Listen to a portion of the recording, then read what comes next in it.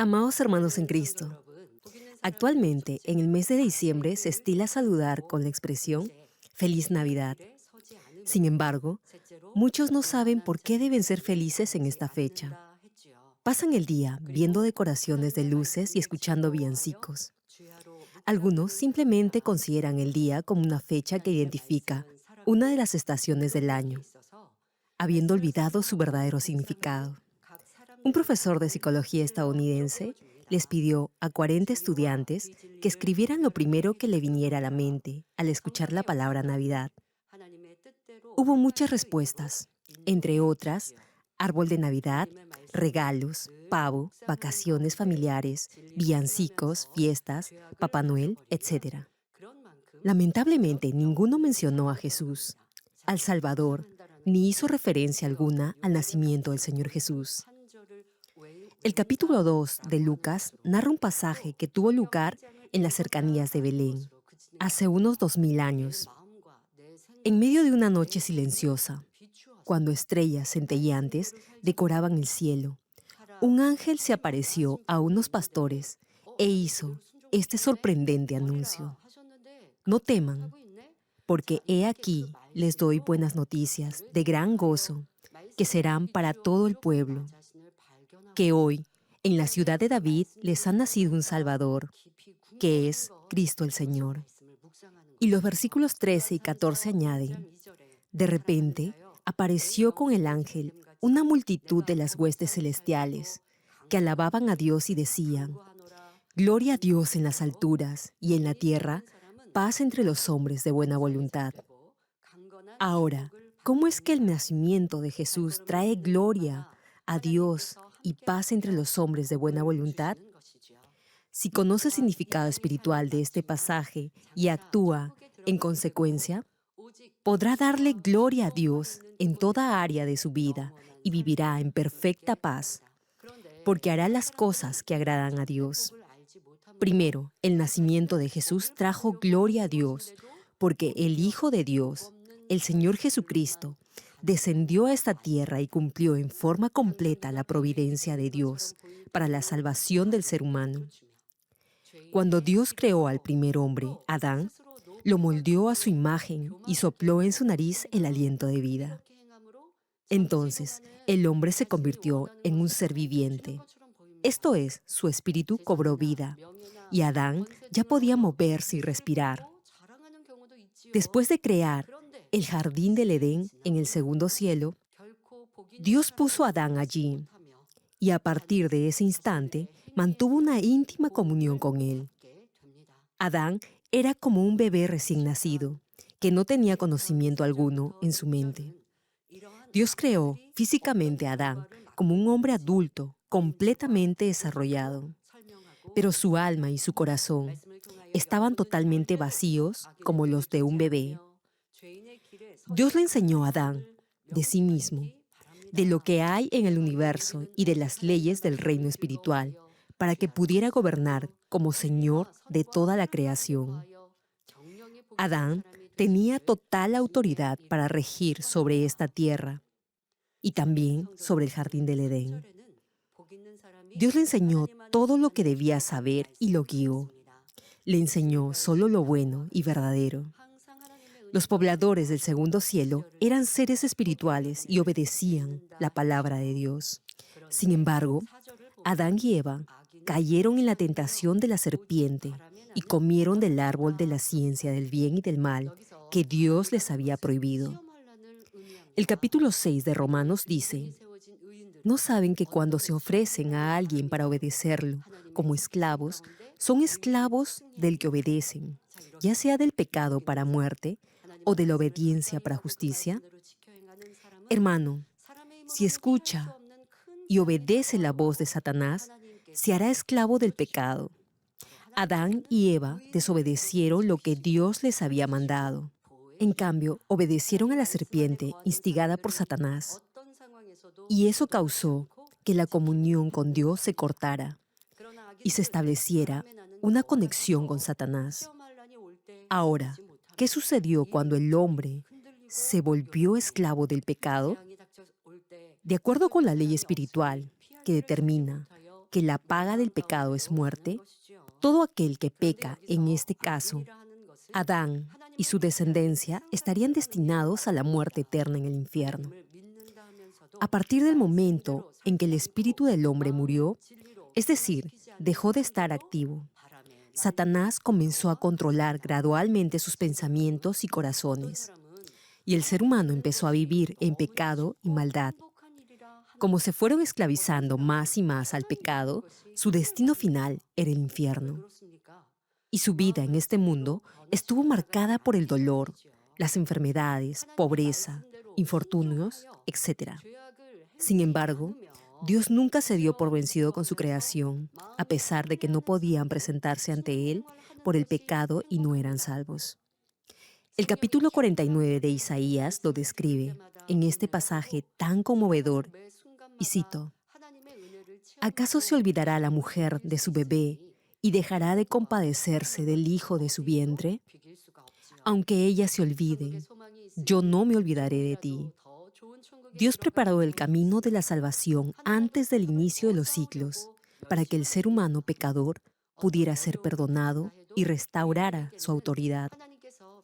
De acuerdo con la ley espiritual, Dios preparó a su Hijo, Jesús, quien reunía las condiciones para redimir a la humanidad del pecado, y llegado el momento, lo envió a esta tierra. Hermanos, Jesús es Dios mismo y comparte su origen con Él. El capítulo 1 de Hebreos dice: Él es el resplandor de su gloria y la expresión exacta de su naturaleza, quien sustenta todas las cosas con la palabra de su poder. Y cuando hubo hecho la purificación de nuestros pecados, se sentó a la diestra de la majestad en las alturas. Jesús estaba con Dios incluso antes del comienzo de los tiempos. Participó en la creación y es una de las personas de la Trinidad. Sin embargo, Él se vistió de carne y vino a esta tierra. Esto fue como si Dios mismo se revistiera a la imagen de su creación y descendiera a este humilde planeta. Increíble, ¿verdad? Ahora bien, ¿por qué Jesús tuvo que venir a esta tierra como hombre? Como el pecado entró al mundo por un hombre, solo un hombre podía redimir al ser humano del pecado. No obstante, el Salvador no podía ser cualquier hombre. Únicamente alguien sin pecado podría pagar el precio por el pecado de otros. Solo entonces el perdón surtiría efecto. Por eso, Jesús tuvo que venir como hombre.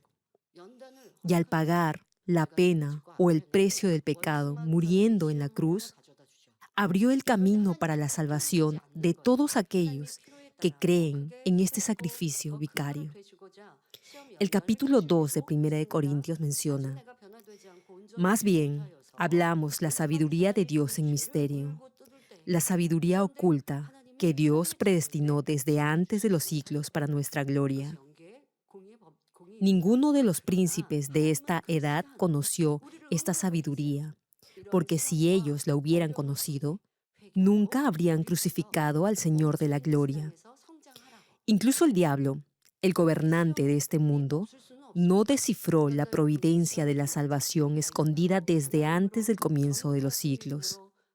Cuando el hombre creado a la imagen de Dios fue engañado para que comiera del fruto prohibido, toda la autoridad que Dios le había dado, la tuvo que entregar al diablo. A pesar de que el ser humano, en tanto criatura formada a la imagen de Dios, debía en forma natural y voluntaria glorificarlo, se hizo esclavo del diablo oponiéndose a él. No obstante, la providencia de Dios no terminó ahí. Este pasaje en el capítulo 3 de Génesis nos lo dice: y pondré enemistad entre ti y la mujer, y entre tu descendencia y su descendencia. Esta te herirá en la cabeza, y tú la herirás en el talón. Cuando Dios pronunció esta maldición después de que Adán y Eva comieran del árbol del conocimiento del bien y del mal, también le estaba hablando al gobernante de las tinieblas. Dios declaró que cuando llegara el momento, el Salvador nacería de una mujer, es decir, a través de Israel, y él le aplastaría su cabeza, lo que significa que destruiría el poder del diablo y saldría en victoria. Incluso las tinieblas escucharon esta palabra de Dios. Y el día en que Jesús nació, los sabios del Oriente llegaron a Jerusalén y preguntaron, ¿dónde está el rey de los judíos? ¿Que ha nacido? Entonces el rey Herodes se sobresaltó e instigado por Satanás les pidió a los magos que tan pronto hallaran a este nuevo rey, se lo hicieran saber, para que también fuera a adorarlo. Sin embargo, no fue Herodes a quien se le ocurrió esto. Fue Satanás quien puso ese pensamiento en su mente, porque quería matar a Jesús. Pero Dios intervino. Hizo que los reyes magos regresaran a su país por otro camino, sin volver al palacio de Herodes para informarle del nacimiento de Jesús. También hizo que Jesús y su familia escaparan a Egipto de la matanza de niños inocentes que llevó a cabo Herodes en Belén. Después de cumplir los 30 años, comenzó su ministerio público, mostrando el poder de Dios. Entonces, el diablo hizo todo lo posible por matarlo. De esa manera incitó a gente perversa para crucificar y matar al Señor. Logró que el Señor padeciera esa terrible muerte de cruz. En ese momento, el maligno debe haberse alegrado pensando que iba a perpetuar su autoridad sobre el mundo para siempre. Sin embargo, Dios ya había predicho que enviaría a un Salvador que aplastaría la cabeza de la serpiente, es decir, del diablo. Como el diablo ya sabía de esa profecía, preparó de antemano un complot. Capturó a Jesús y lo hizo crucificar. No obstante, eso ya estaba dentro del plan y la providencia de Dios. El diablo hizo que los perversos capturaran y mataran a Jesús. Así es como violó la ley espiritual. Es porque el castigo de la muerte solo recae sobre aquellos que pecan. Y el Señor estaba libre de pecado. Por eso, el diablo transgredió la ley espiritual y quedó atrapado en su propia intriga. Esperaba que al matar a Jesús tendría para siempre control sobre el ser humano. No obstante, el resultado fue totalmente el opuesto. El Señor resucitó al tercer día, traspasando el poder de la muerte. Y ahora, todo aquel que cree en este hecho y acepta al Señor Jesucristo como su Salvador, será liberado de sus pecados y tendrá derecho a ser hijo de Dios.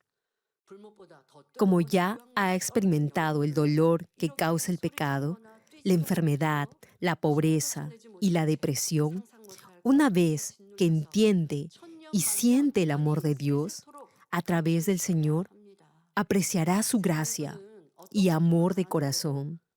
Desde la desobediencia de Adán, Dios ha sido paciente con el pecador al cultivarlo en esta tierra. Sin embargo, por medio del Señor Jesús, Dios ha logrado cultivar verdaderos hijos.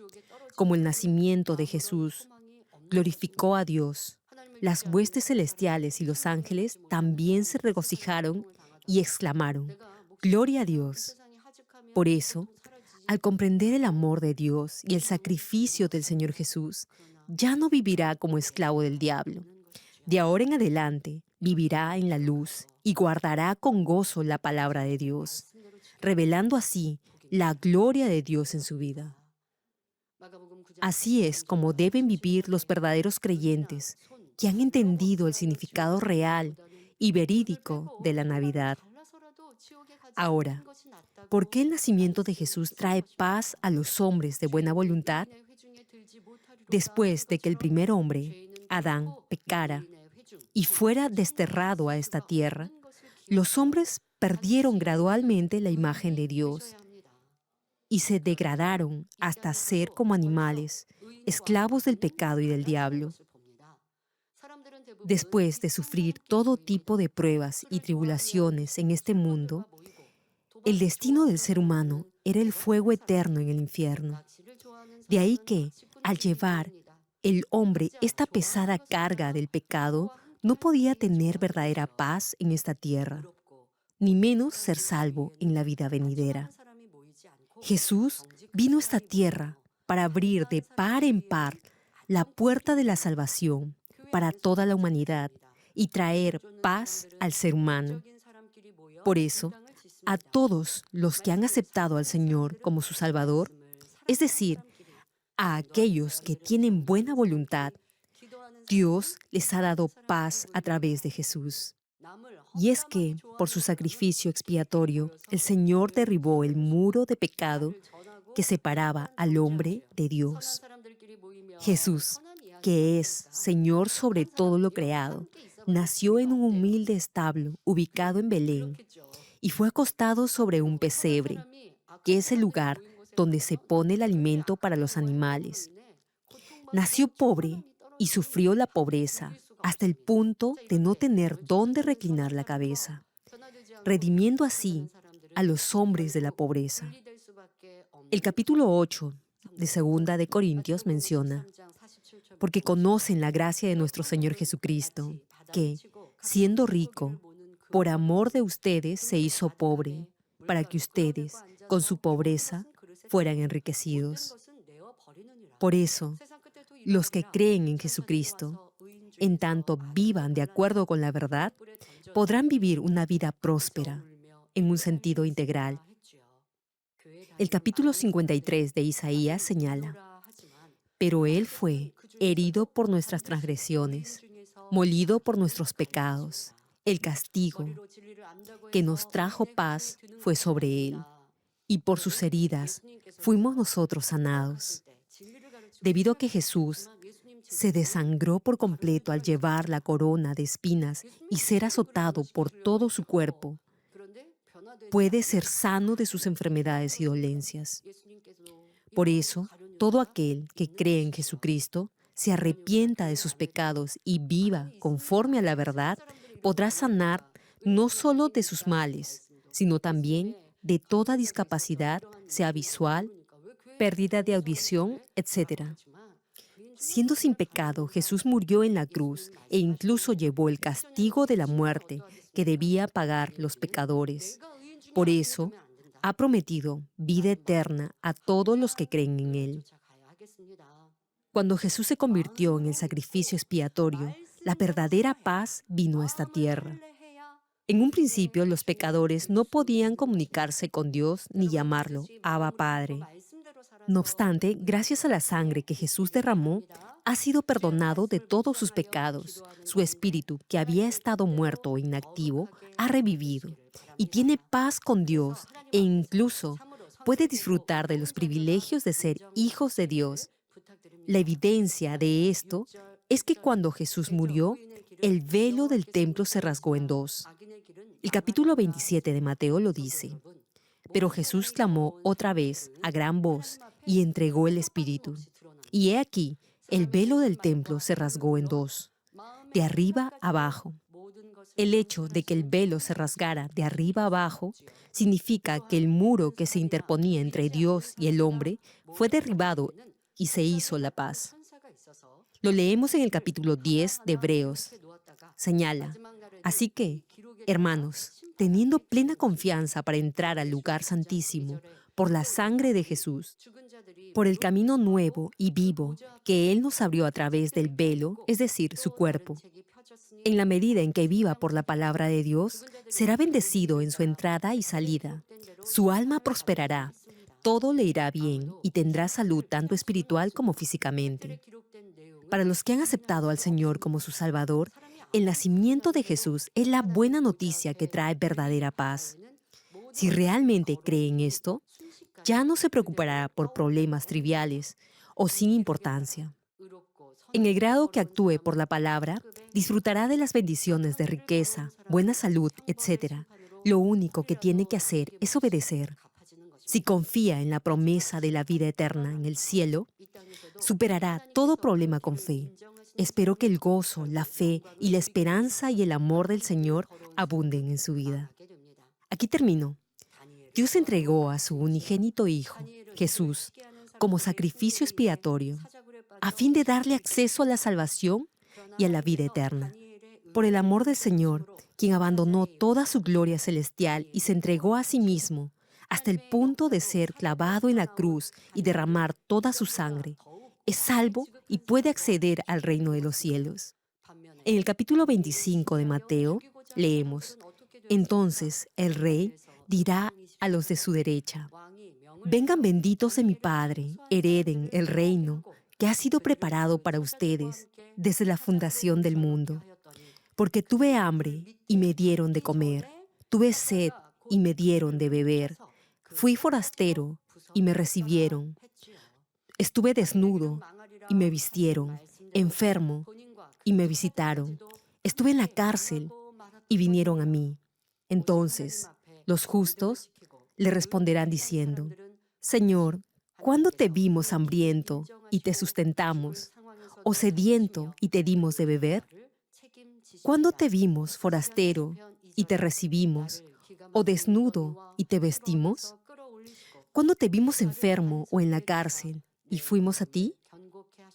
Y respondiendo el rey les dirá: de cierto les digo, que en cuanto lo hicieron a uno de estos mis hermanos más pequeños, a mí me lo hicieron.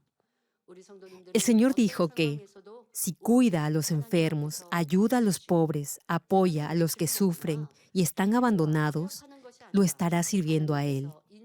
Hermanos, deben imitar a aquellos que comparten las buenas nuevas de la salvación con todos los que están en necesidad y sufren, porque no conocen al Señor.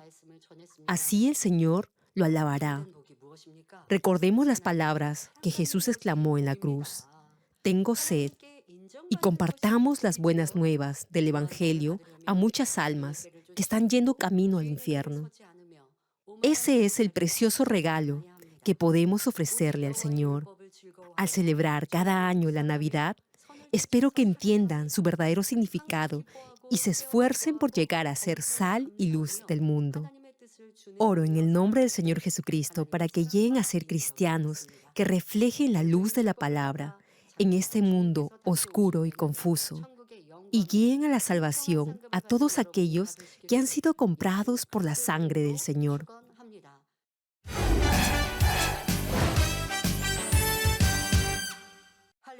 Aleluya, Dios Todopoderoso de amor, pon tu mano sobre todos los que están recibiendo por fe esta oración a través de enlace.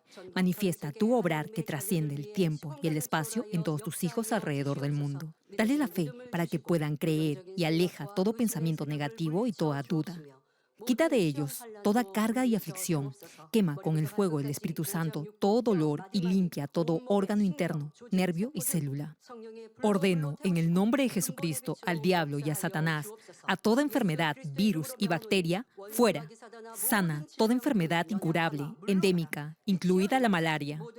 Que toda enfermedad contagiosa, resfriado, tos, fiebre y gripe desaparezcan. Protégelos de toda clase de virus e infecciones. Límpialos de todo tipo de cáncer, cáncer al estómago, al pulmón, al hígado, cáncer de mama, cáncer al útero, a la próstata, al colon y cáncer de piel. Sana toda otra enfermedad, como el SIDA, leucemia, tiroides, ginecopatía, apoplejía cerebral, presión arterial alta y baja, diabetes, enfermedades cardiovasculares, afecciones de la piel y toda infección. Líbralos de todo tipo de discapacidad motriz, poliomielitis, derrame cerebral, artritis y lumbago. Que toda clase de dolor a la espalda, migraña y neuralgia desaparezcan. Libéralos de toda enfermedad mental, de toda epilepsia, autismo, depresión, trastorno bipolar y neurosis. Que toda parte paralizada recupere su movimiento y que los cojos y tullidos se levanten y caminen. Sana a los que tienen problemas en la vista y en el oído.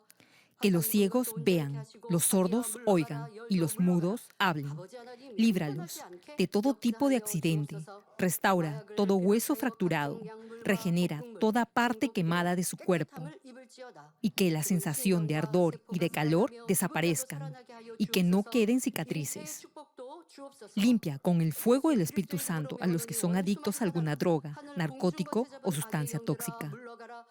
Renueva todo tejido y célula muerta, que los muertos vuelvan a la vida. Concede la bendición de concebir a los que no pueden tener hijos. En el nombre de Jesucristo, ordeno al diablo y a Satanás y a toda potestad del aire y toda fuerza del mal, fuera.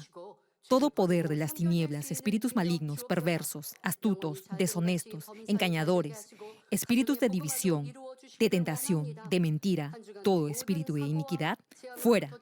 Ato a toda fuerza de la oscuridad y de maldad, y que tu luz descienda sobre tus hijos. Padre, dales la fuerza necesaria para que puedan clamar a ti en oración y se despojen de todo pecado y vivan en santidad. Que sus almas prosperen, tengan salud y que sus familias sean evangelizadas. Responde a los deseos de su corazón, a su clamor y a sus oraciones. Protege a tus hijos de todo accidente y guarda sus hogares, trabajos y negocios con el fuego del Espíritu Santo y tus huestes celestiales. Y que todo lo que hagan lo hagan para tu gloria. Manifiesta tu poder para que con toda confianza puedan testificar que has respondido a sus oraciones y los has bendecido. Gracias, Padre. Toda la gloria sea para ti. He orado en el nombre de nuestro Señor Jesucristo. 아멘.